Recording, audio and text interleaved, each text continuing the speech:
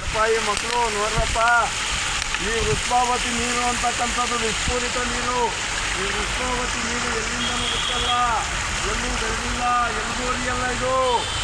ಆದರೆ ಬೆಂಗಳೂರಿನ ಎಲ್ಲ ನಾಗರಿಕರು, ಬೆಂಗಳೂರು ನಗರ ಏನು ಉಪಯೋಗಿಸಿ ಬಿಟ್ಟಂಥ ಕೊಳಚೆ ನೀರು, ಚರಂಡಿ ನೀರು, ಇದನ್ನು ಸಂಸ್ಕರಣೆ ಮಾಡಿ ಬಿಡ್ತೀನಿ ಅಂತ ನಮ್ಮ ನೆಲಮಂಗಲ ತಾಲೂಕಿನ ಜನತೆಗೆ ಹೇಳ್ತಾ ಇದ್ದಾರೆ.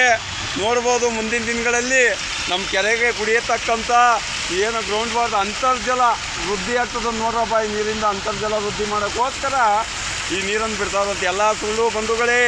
ನೋಡ್ಬೋದು ಈ ನೀರನ್ನು ನಮ್ಮ ಮಕ್ಕಳು ಕುಡಿದ್ರೆ ಬದುಕ್ತಾರೆ ಅಂತ ಯಾವುದೇ ಒಂದು ಗ್ಯಾರಂಟಿ ಇಲ್ಲ.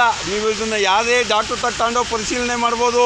ಇದನ್ನು ಕುಡ್ದು ಅಷ್ಟು ಧೈರ್ಯ ಇರೋರು, ಜನದ ಬಗ್ಗೆ ಕಾಳಜಿ ಇರೋರು ಇದು ನಮಗೆ ಕುಡಿದ್ಬಿಟ್ಟು ಸಾಕ್ಷಿ ಆಧಾರಗಳು 3 ದಿನ ಜೀವಂತವಾಗಿದ್ದರೆ ನಾವೆಲ್ಲ ತಾಲೂಕಿನ ಜನತೆಗೆ ಉಚಿತವಾಗಿ ಕುಡಿಸೋವಂಥ ವ್ಯವಸ್ಥೆ ಮಾಡ್ತಾವೆ ನೋಡಿ ಬಂಧುಗಳೇ. ಇದೇನು ನೀವು ನೋಡ್ತಾ ಇದ್ದೀರೋ ವೃಷ್ಪಾವತಿ ಅಂತಕ್ಕಂಥದ್ದು ಕೆಂಗೇರಿ ಕೊಳಚೆ ನೀರು. ನಾವು ನೋಡ್ಬೋದು, ನಾವೀಗ ಕೆಂಗೇರಿ ಮೋರಿ ಅಡಿಯಲ್ಲಿದ್ದೀವಿ ನೋಡಿ. ಇದೇನು ಉಗ್ತಾ ಇದೆ, ಇದೇನು ಬೋರ್ ಕೊಡ್ದು ರೈತರು ಕನ್ಸಲ್ಲಿ ಬರ್ತದಲ್ಲ ನೀರು, ಆ ಥರ ಉಗ್ತಾ ಇರೋದಂತ ಅಲ್ಲ. ಇದು ಚರಂಡಿ ತುಂಬಿ ಹರಿತಾ ಇರುವಂಥ ದೊಡ್ಡ ರಾಜಕಾಲುವೆ. ಇದೇ ನೀರನ್ನು ನಮ್ಮ ತಾಲೂಕಿನ ಜನತೆಗೆ ಬಿಡಬೇಕು ಅಂತ ಹೊರಟಿದ್ದಾರೆ. ಬಂಧುಗಳೇ, ಎಚ್ಚೆತ್ತುಕೊಳ್ಬೇಕು. ಎಲ್ಲ ನಾಗರಿಕರು ಎಚ್ಚೆತ್ತುಕೊಳ್ಬೇಕು. ಎಲ್ಲ ರೈತ ಬಾಂಧವರು ಎಚ್ಚೆತ್ತುಕೊಳ್ಬೇಕು. ಪ್ರತಿ ಮನೆಗೂ ಈ ವಿಡಿಯೋ ತಲುಪಬೇಕು.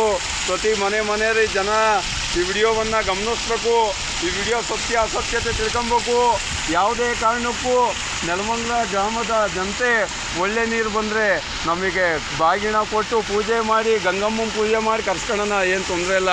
ಆದರೆ ಇಂಥ ವಿಸ್ಫೋರಿತ ನೀರನ್ನು ಯಾವ ದೇವ್ರ ಪೂಜೆ ಮಾಡಿ, ಯಾರಿಗೆ ಪೂಜೆ ಮಾಡಿ ನಾವು ಕರ್ಕೊಂಬೇಕು ಹೇಳಿ ಬಂಧುಗಳೇ. ಈಗ ಈ ವಿಸ್ಫೋರಿತ ನೀರನ್ನು ತಾವು ಕಣ್ಣಾರೆ ನೋಡ್ಬೋದು ನೋಡಿ. ಅಲ್ಲೆಲ್ಲಿ ಜೋಪಾಸ್ತರು ಹರಿತಾ ಇದೆ.